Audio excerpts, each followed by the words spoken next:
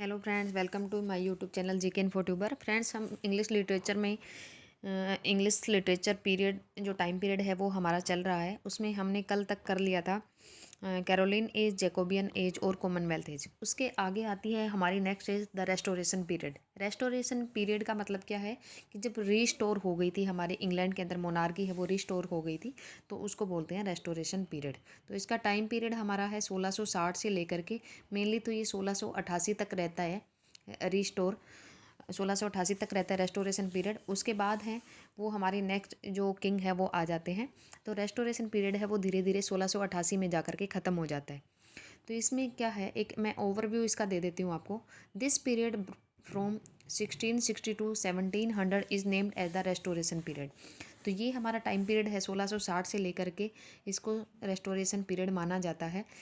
इन 1660 1660 के अंदर क्या हुआ था, जो किंग चार्ल्स सेकंड है वो आए थे ब्रोड टू द थ्रोन, मतलब राजा बन करके आए थे। क्योंकि पहले हमने पढ़ा था चार्ल्स वन जब कैरोलिन एज के अंदर पढ़ा था, तो उस टाइम जो इनका बेटा चार्ल्स टू था वो जब क्रोमवेल आया तो भाग गया था फ्रांस में। जब वो 20 साल का था तो फ्रांस भाग गया था। लेकिन उसके बाद जब जैसे ही ओलिवर क्रोमवेल और उनके बेटे रिचर्ड क्रोमवेल का शासन खत्म हो गया तो कोई अच्छा राजा बचा नहीं, तो इसको वापस वहाँ से इंग्लैंड से वापस बुलाया गया। The people of England were suffering from tension due to strict rule of Cromwell.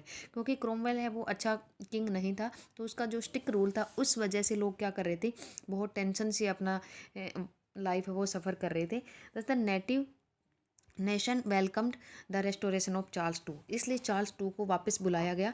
The restoration brought about a revolutionary change, और इसकी वजह से कुछ क्रांतिकारी चेंज भी आए in social life and literature, literature के अंदर भी। और जब नेचुरल सी बात है, जब लिटरेचर के अंदर आएगा चेंज, सोशल लाइफ के अंदर चेंज आएगा तो वो लिटरेचर में भी दिखाई देगा, क्योंकि वही लोग हैं वो लिटरेचर के ऊपर भी लिख के उसको दिखाएंगे। The following characteristic distinguish this period. तो अब मैं इसके बारे में आपको बताऊंगी कि जैसे जैसे कॉमनवेल्थ पीरियड हमारा ख़त्म हुआ था, तो चार्ल्स का फर्स्ट का बेटा है वो फ्रांस भाग गया था, उसको फिर दोबारा बुलाएगा, उसने शासन किया।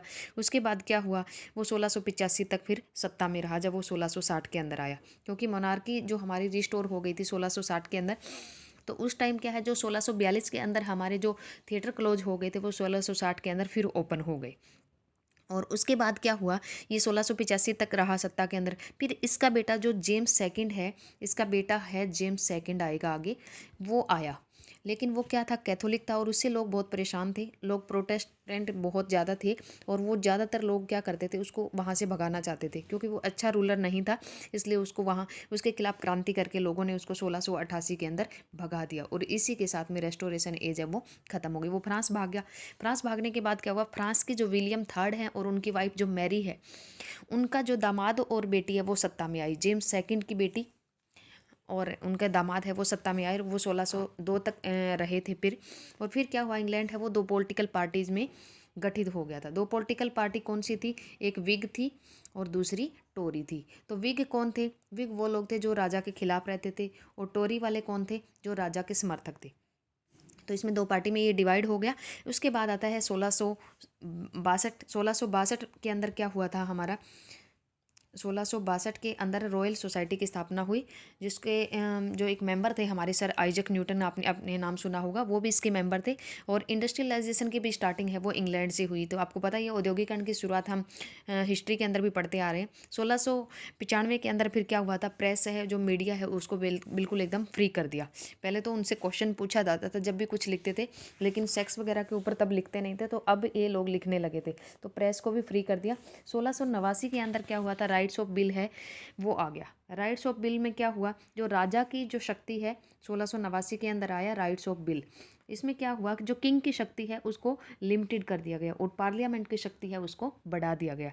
और इस समय के बहुत इंपॉर्टेंट कुछ वर्क हैं, तो इसमें एक तो हमारे वही आएंगे जॉन मिल्टन। उन्होंने बहुत इंपॉर्टेंट वर्क्स है वो इस टाइम पीरियड में लास्ट वाले अपने लिखे थे, जैसे पैराडाइज लॉस्ट लिखा उन्होंने 1665 में लिखा, और 1667 में उन्होंने उसको पब्लिश करवाया। पैराडाइज रीगेन 1671 में लिखा। सैमसन एगोनिस्ट ये भी 1671 में उन्होंने लिखा। उसके बाद आते हैं हमारे सैमुअल बटलर। सैमुअल बटलर ने भी बहुत इंपॉर्टेंट एक सटायर लिखा था, हुडी ब्रास, 1663 के अंदर। फिर आते हैं जॉन बनियन। जॉन बनियन का भी बहुत इंपॉर्टेंट एक वर्क माना जाता है पिलग्रिम्स प्रोग्रेस। ये भी उन्होंने 1678 के अंदर लिखा, तो एक होली वॉर लिखा 1682 के अंदर।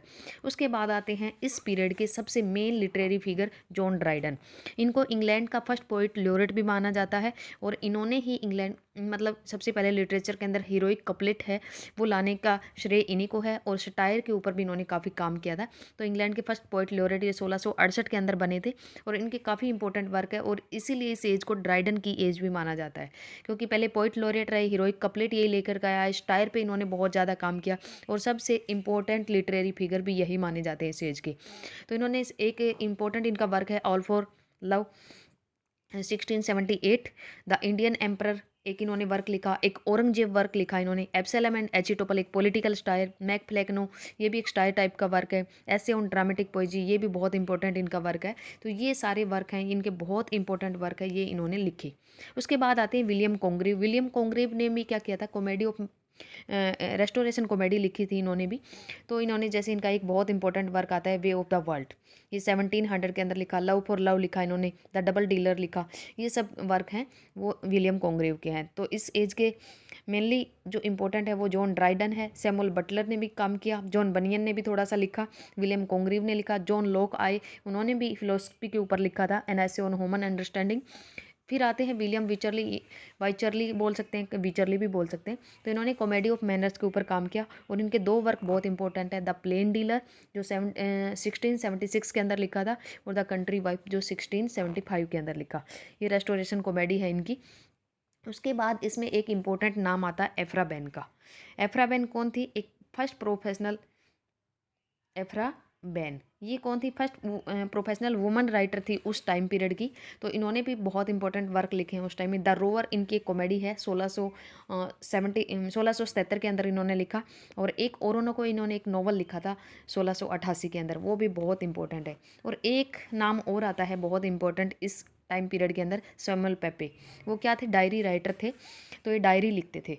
तो जैसे कई बार पूछा जाता है कि इन जैसे 4 राइटर्स के नाम देकर के आपसे पूछा जाएगा कि सब इनमें से कौन डायरी राइटर था, तो सैमुअल पेपे का नाम आपको वहाँ पे लिखना पड़ेगा। सैमुअल पेपे है वो डायरी राइटर थे, ये भी इसी एज पीरियड के हैं। तो इस एज के अंदर न्यू क्लासिसिज्म भी आया, मोनार्की भी रिस्टोर हो गई थी, उसके बाद धीरे धीरे रेस्टोरेशन पीरियड भी ख़त्म होता गया, और इसके अंदर इंपॉर्टेंट राइटर भी आई, स्टायर के ऊपर भी काम किया। मतलब स्टायर की एज भी इसको कह सकते हैं आप, restoration, comedy of manner, comedy of Homer भी कह सकते हैं। और ये सब हैं वो राइटर इसके अंदर आई। तो इसके अंदर ये जो मैंने बताए हैं वो मेन इंपॉर्टेंट वर्क्स थे, मेन इंपॉर्टेंट राइटर थे जो मैंने बताए। इसके ऊपर आपको एक ओवरव्यू मैंने आपको दिया है। नेक्स्ट वीडियो में नेक्स्ट एज को लेकर के हम आएंगे। तो इस एज को वैसे तो रेस्टोरेशन एज को 1660 से 1700 तक माना जाता है, लेकिन मेनली रेस्टोरेशन पीरियड ख़त्म हो गया था 1688 के अंदर। तो आज के लिए इतना ही, बाकी हम नेक्स्ट वीडियो में नेक्स्ट टॉपिक के साथ मिलेंगे। प्लीज़ लाइक कर देना, वीडियो को शेयर कर देना और सब्सक्राइब कर देना। और अगर कुछ भी आपको समझ नहीं आया तो कमेंट बॉक्स में कमेंट कर देना। Take care, bye bye.